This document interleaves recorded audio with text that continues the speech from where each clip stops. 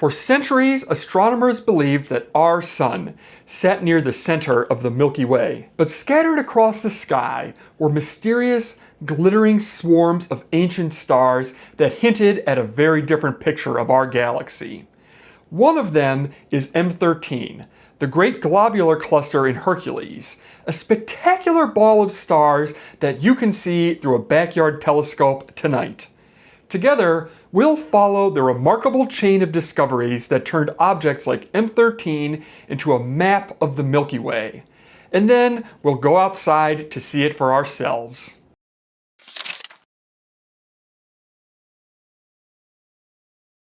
It shows itself to the naked eye when the sky is serene and the moon absent. That was how astronomer Edmond Halley described a strange object he discovered in Hercules in 1714. A small pale patch of light, barely visible in a dark, moonless sky. 50 years later, Charles Messier turned his telescope toward it. He described something round and brilliant, the center more brilliant than the edges, and entered it as the 13th object in his famous catalog of things that were not comets. Then, William Herschel viewed the same object through a much more powerful telescope. The fuzzy glow seen by Halley and Messier broke apart into individual points of light. What had appeared to be a cloud was actually an enormous ball of stars. Beginning in 1782, Herschel launched a systematic search for nebulous objects and cataloged thousands of them. Among them were more of these densely packed, spherical swarms of stars. In 1789, he gave them the name we still use today, globular clusters. But Herschel wanted to understand more than the objects themselves.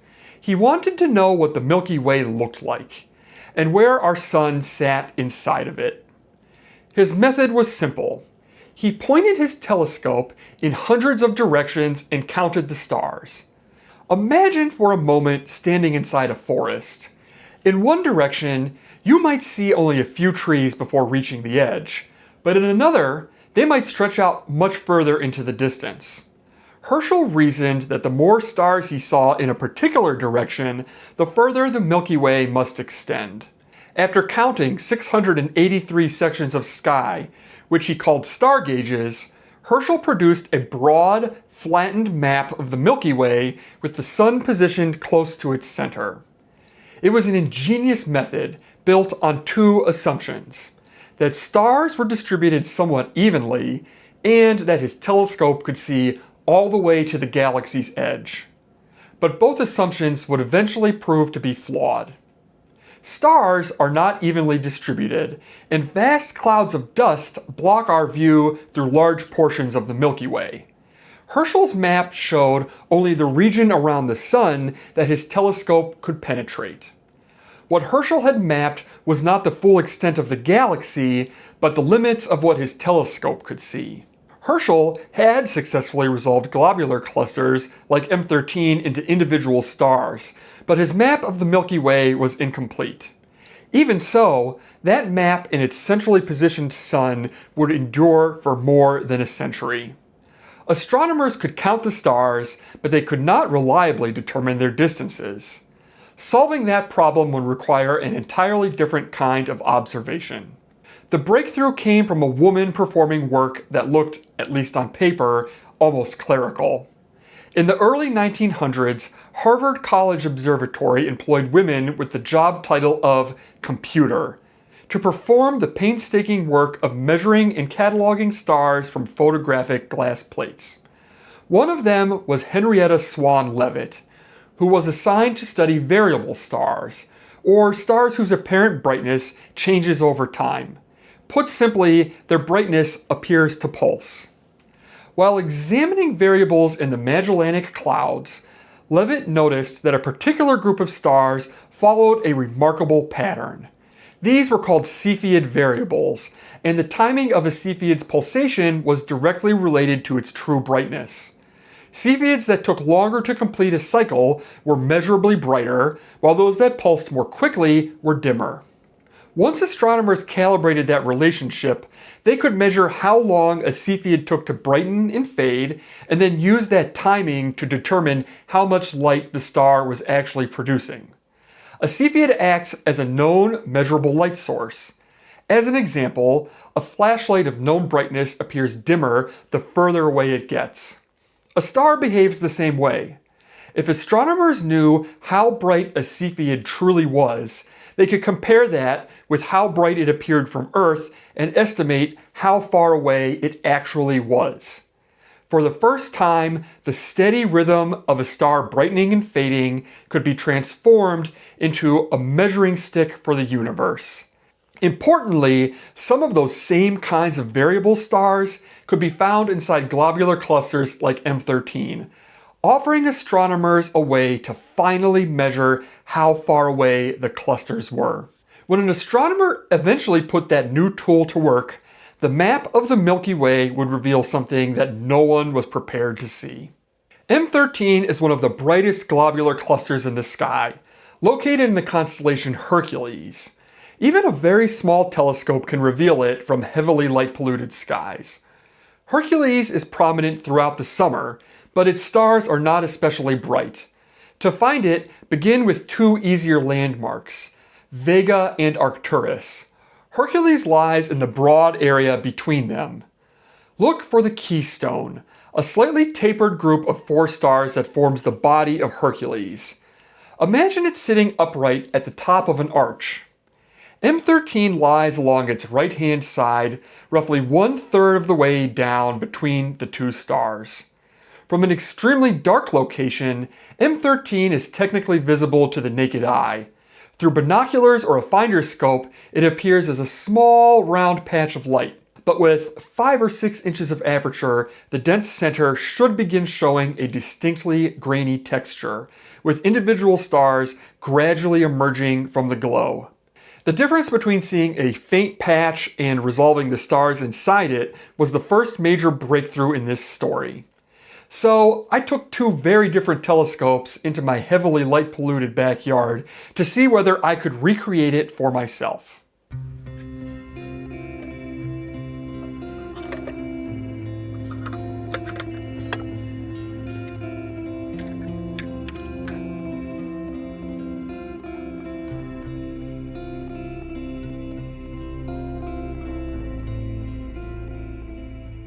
So I'm in my backyard in Northeast Ohio with a shopping mall about a mile to that direction.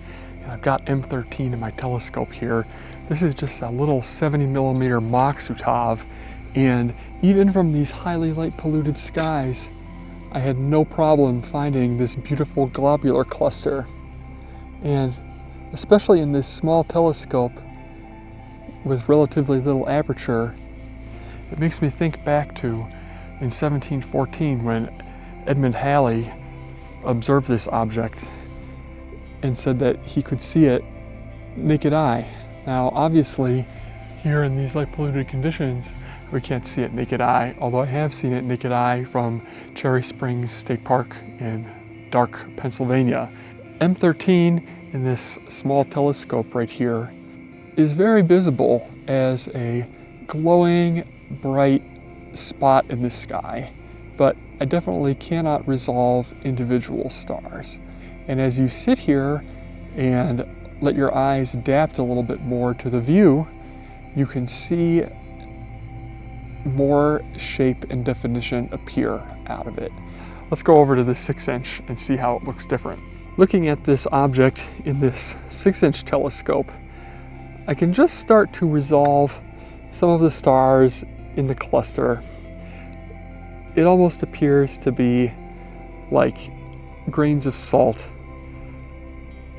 piled in one little area. 6-inch telescope shows a lot more contrast and detail than I could get out of the little 70mm. But going from small aperture to large aperture like this makes me think of how the view changed between what Messier saw and what someone like William Herschel saw in a much larger telescope. And when he was able to actually resolve the cluster into the swarm of stars that we know it is today. What I love to do is sit here and take in the view and think about how the light from that object has traveled about 25,000 light years just to enter in through my telescope and come up in my eyepiece. Not only connecting directly with the object, but thinking about all of the people over the hundreds of years that have been looking through telescopes and enjoying a similar view on a warm summer night just like this one.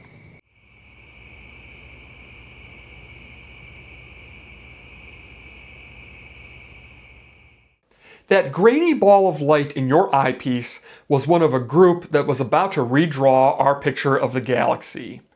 But identifying M13 as a vast cluster of stars only solved half the mystery.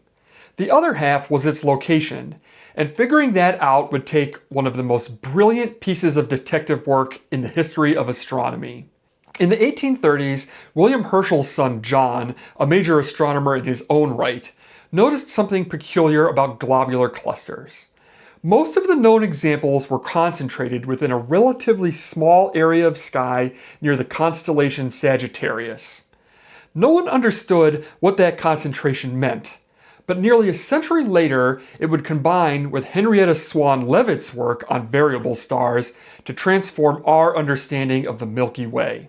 Harlow Shapley was only 29 years old when he arrived at Mount Wilson Observatory in 1914, the home of the 60-inch telescope, the largest operational telescope in the world.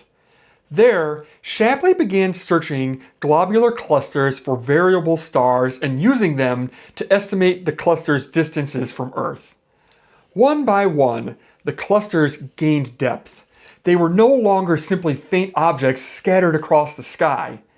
Shapley could place them in 3 dimensions, and the pattern was impossible to ignore. The clusters formed a roughly spherical system centered tens of thousands of light years away in the direction of Sagittarius, the same region where John Herschel had noticed them gathering nearly a century earlier. If the Sun truly occupied the center of the Milky Way, the globular clusters should have surrounded us more or less equally in every direction. Instead, they surrounded a distant point that our Sun did not occupy. For the first time, an astronomer had produced testable evidence that the Sun was nowhere near the center of the Milky Way. William Herschel's star gauges had failed to reveal our true position inside the galaxy, yet his discovery that objects like M13 were enormous swarms of stars helped set in motion the work that finally solved the mystery he had been trying to answer. Herschel resolved M13 into stars. Shapley used stars like them to resolve the Milky Way itself. And that is what makes M13 more than just a beautiful object in your eyepiece. When you look at that faint, grainy ball of stars, you are seeing one of the clues that helped humanity understand where we actually live in the Milky Way. For me, that's the magic of objects like this. The history isn't something you just read about, it's something that you can stand under. Point a telescope towards Hercules tonight, and you're not simply seeing stars, you're seeing the same evidence that knocked our Sun out of the center of the galaxy. If you liked this kind of mystery, check out my pilot episode on M27 and planetary nebulae. What part of this story surprised you the most? Let me know in the comments. And if you want to join the conversation, I've started an active Discord for Patreon supporters. The link's in the description. This is Trevor from Night Sky Voyager. Never stop exploring.